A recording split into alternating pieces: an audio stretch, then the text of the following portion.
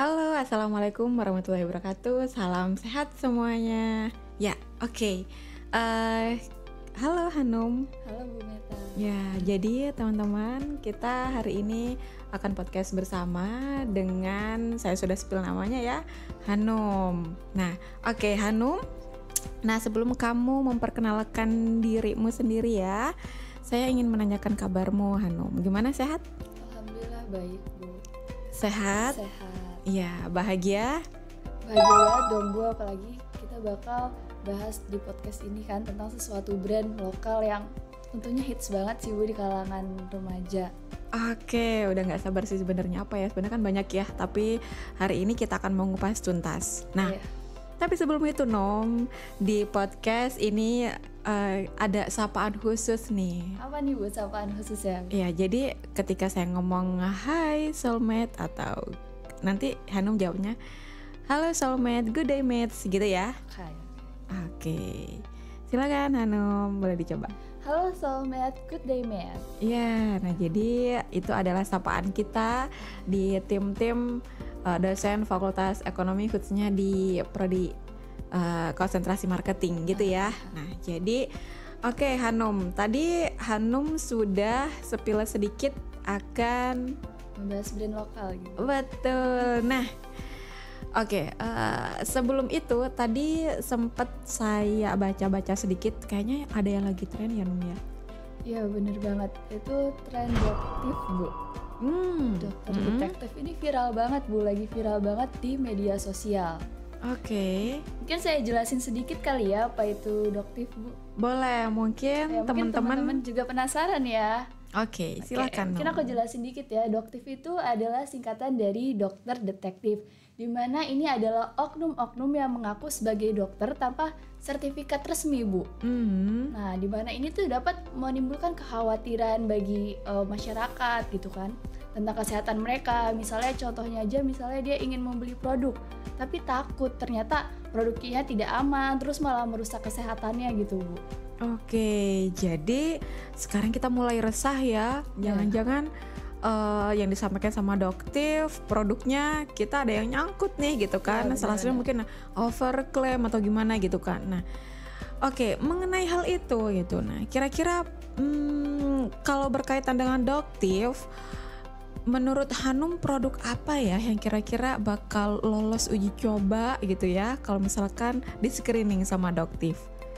Mungkin yang udah BPOM gitu ya Bu. Nah, salah satunya mungkin brand yang mau kita bahas kali ini. Boleh aku langsung spill aja nih Bu, Oke, brandnya? apa tuh?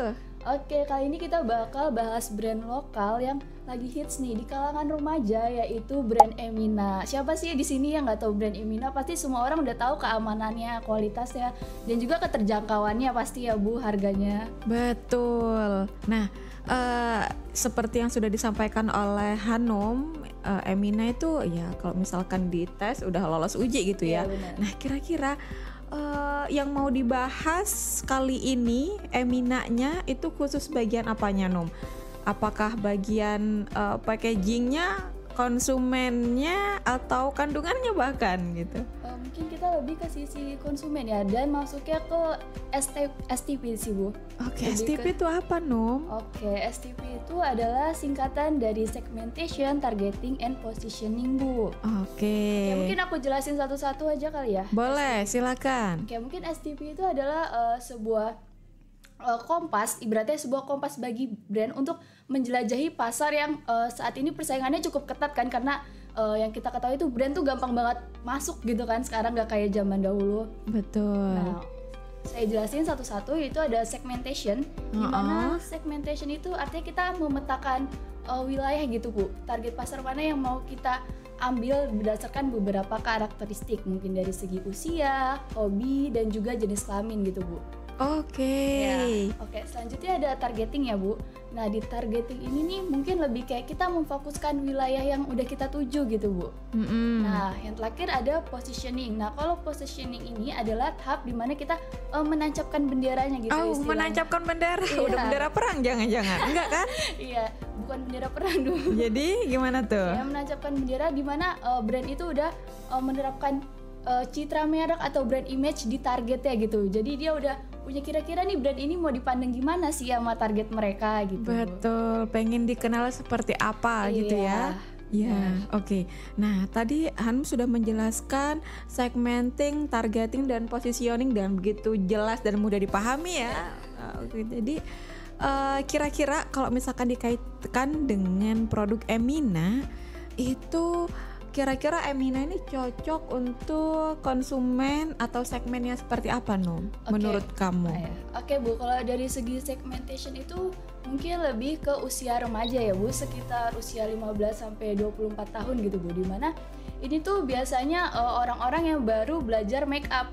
Dimana nih Emina ini tuh menawarkan produk yang ringan, terus mudah dipakai, dan juga tentunya harganya affordable, cocok banget nih buat pelajar-pelajar yang belum bisa nyari duit sendiri kan, masih dapat ongkos.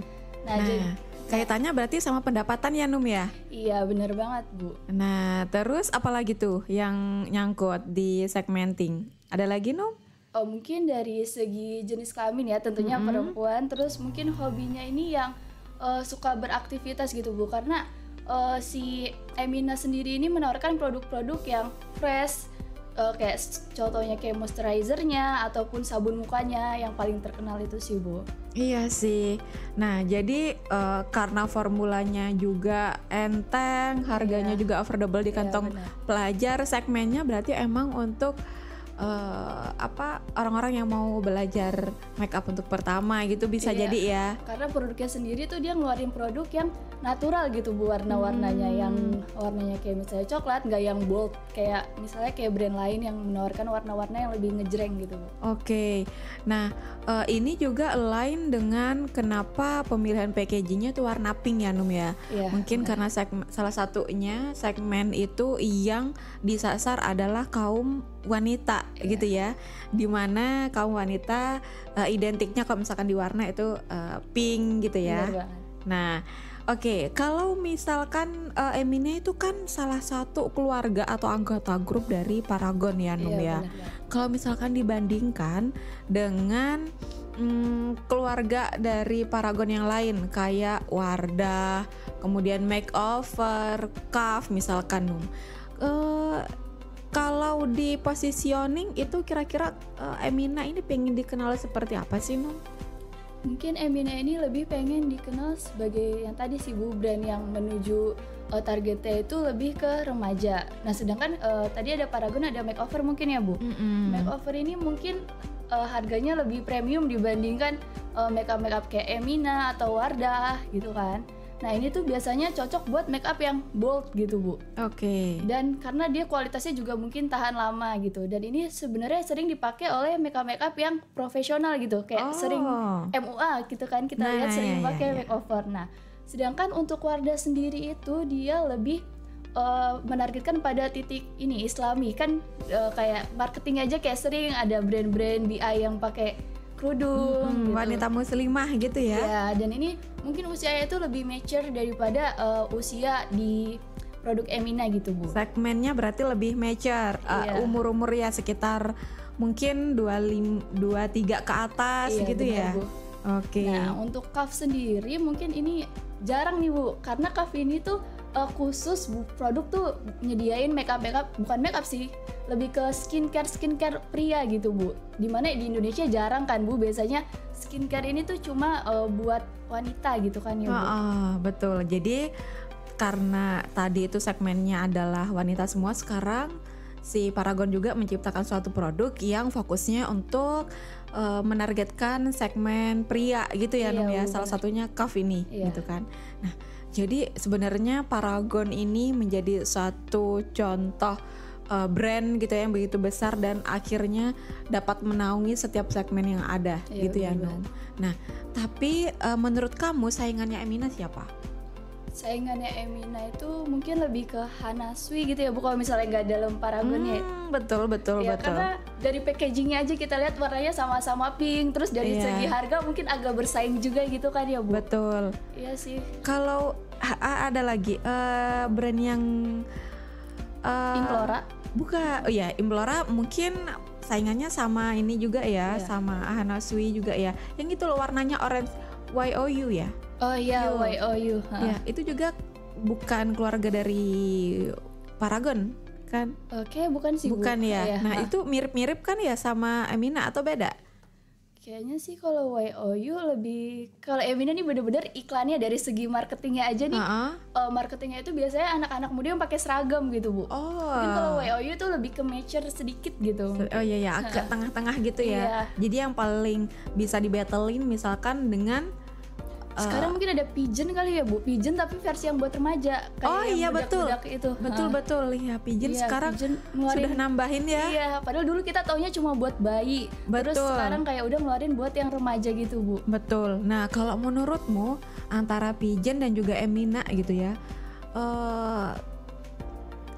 ya mungkin karena emang Pigeonnya baru aja ya mengeluarkannya, tapi Emina ini kan menjadi target atau produk di kalangan usia remaja yang in banget nih gitu. Kira-kira kenapa? Mungkin karena itu tadi Bu, karena si Emina ini tuh menjaga kualitasnya walaupun dengan harga yang terbilang affordable. Terus dia tuh juga ngeluarin inovasi-inovasi terbaru yang ngikutin tren dan kebutuhan remaja saat ini Bu. Oke. Terus mungkin juga dari segi packagingnya yang tadi kita bilang kayak lucu dan mengesankan warna pink. Terus mungkin dari digital marketingnya juga sih Bu, karena dia tuh aktif banget nih ngupload konten-konten di media sosialnya, maupun itu Instagram atau TikTok, dengan bahasa mungkin gaul gitu Bu, yang lebih nyatu dengan para remaja, dan mungkin ada interaksi yang relate gitu dengan para remaja di konten-konten tersebut. Oke, jadi yang saya tangkap dari apa yang disampaikan oleh Hanum adalah engagement ya Num ya. Iya, engagement. Dan juga apalagi kalau misalkan itu relate dengan si konsumen tersebut, benar. Gitu ya. Oke. Keren banget sih Num apa yang sudah kamu sampaikan.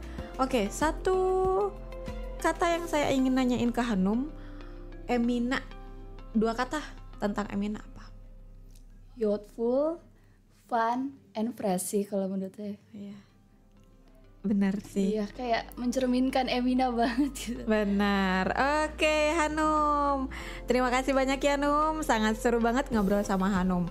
Jadi teman-teman marketers, teman-teman soulmate akan lebih memahami segmenting, targeting, dan positioning ketika langsung dikaitkan dengan produk-produk yang dibahas. Iya, terima kasih Hanum. Terima kasih Bu, dan mungkin sobat-sobat yang nonton di rumah ini bisa terinspirasi gitu jika ingin membuat brand gitu ya Bu. Jadi dia bisa tahu STP targetnya tuh apa gitu buat brandnya. Jadi jangan asal-asal kita buat brand tapi nggak tahu STP-nya. Oke, tuh pesan hangat dari. Oke, jangan lupa untuk ikuti episode selanjutnya. Soulmate, good day mates. Bye.